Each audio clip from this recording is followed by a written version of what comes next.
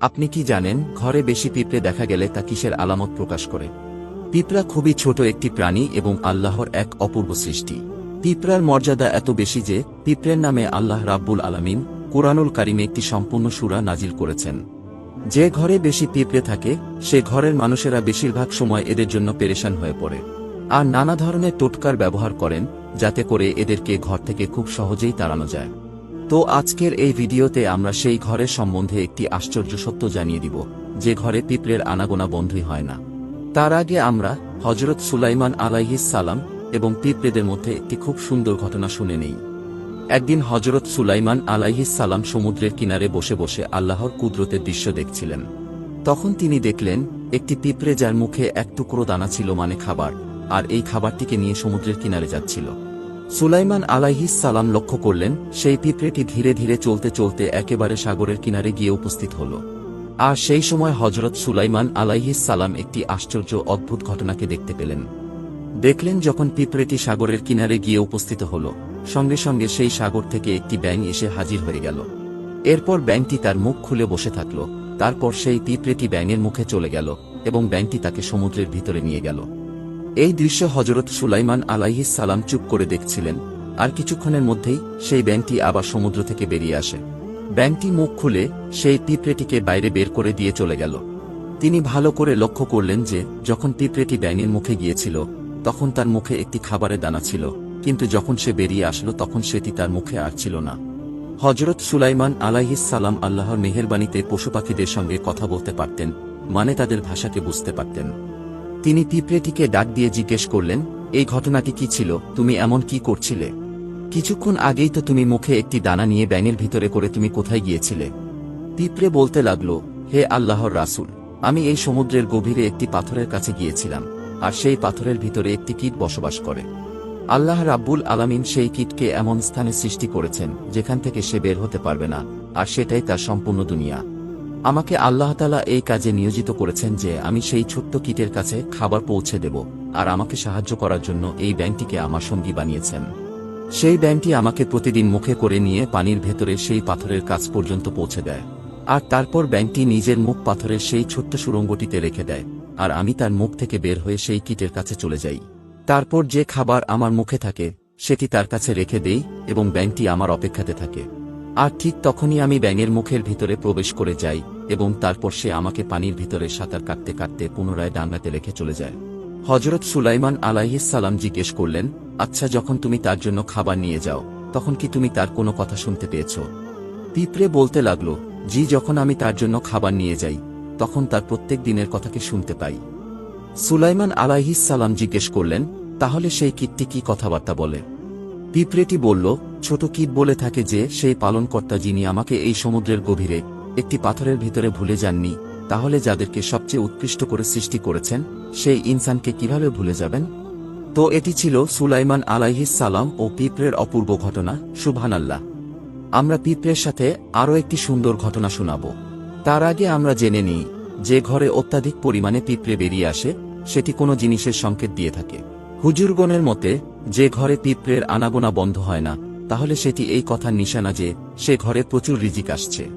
তাহলে এবার আপনারা নিজেই বুঝে নিন যে আপনার ঘরে উপস্থিত থাকা পিঁপড়েরা আপনাদের জন্য কি সংকেত দিয়ে থাকে। কিন্তু আফসোস, আমরা এদেরকে তাড়িয়ে দেওয়ার জন্য লেগে থাকি।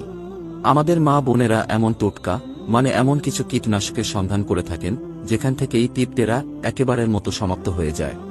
সেই জন্য দয়া করে এমন পদ্ধতির খোঁজ আর মোটেই করবেন না।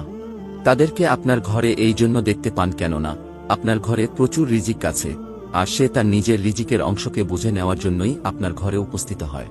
সেজন্য চেষ্টা করবেন পিঁপড়েদের খুবই মর্মান্তিকভাবে যেন হত্যা না করার, বরং এরা তো আপনার রিজিকের বরকত ও রিজিক বৃদ্ধির দিকে ইশারা করে থাকে। এদেরকে দেখে এদের সঙ্গে শত্রুতা করা কিংবা এদেরকে মেরে ফেলা মোটেই উচিত নয়। তাহলে এবার আপনি বুঝে গেলেন যে ঘরে পিঁপড়ে থাকে সেই ঘরের সঙ্গে কি কি হয়ে থাকে।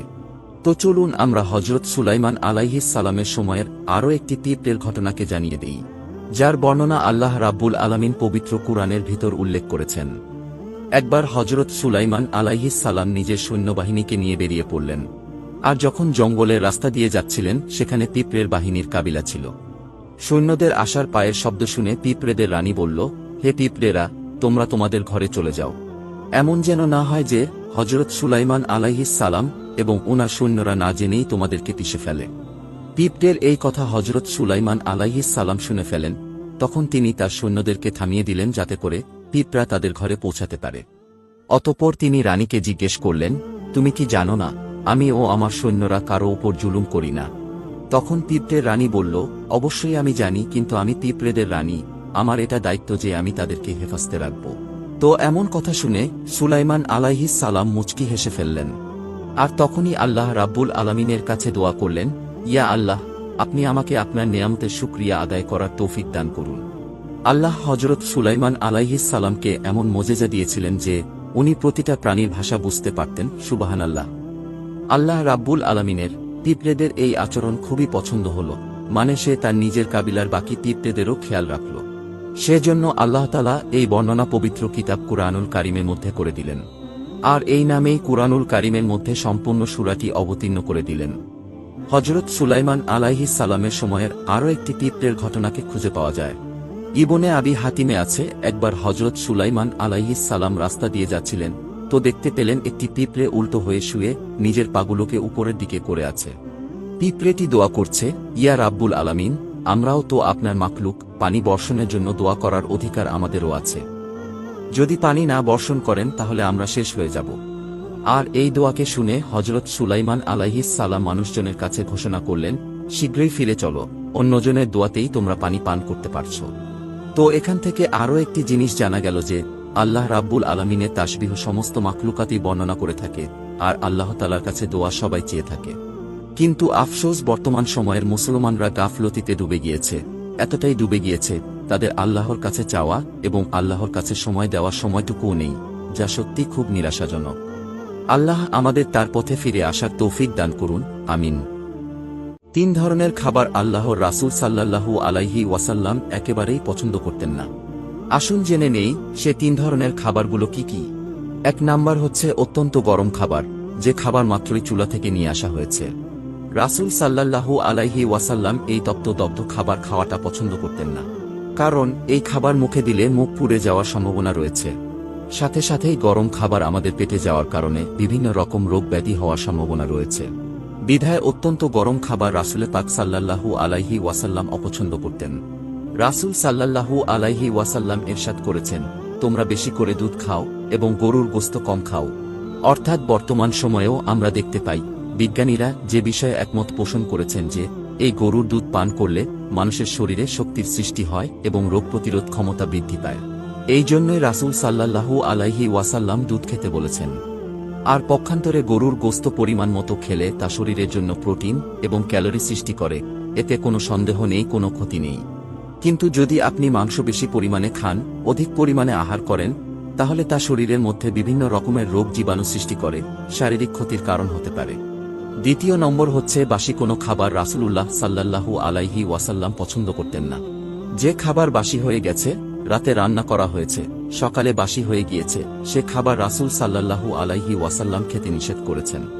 কারণ বাসি খাবার থেকে দুর্গন্ধ বের হয়, এর স্বাদ নষ্ট হয়ে যায় এবং এই বাসি খাবারের ফলে শরীরে বিভিন্ন ধরনের রোগ অসুস্থতা আসতে পারে। বিধায় রাসূল পাক সাল্লাল্লাহু আলাইহি ওয়াসাল্লাম বাসি খাবার অপছন্দ করতেন।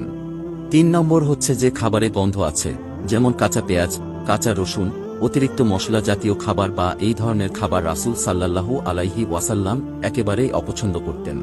একবার হযরত আইয়ুব আনসারী রাদিয়াল্লাহু আনহুর বাড়িতে রাসূল পাক সাল্লাল্লাহু আলাইহি ওয়াসাল্লাম বেড়াতে গেলেন।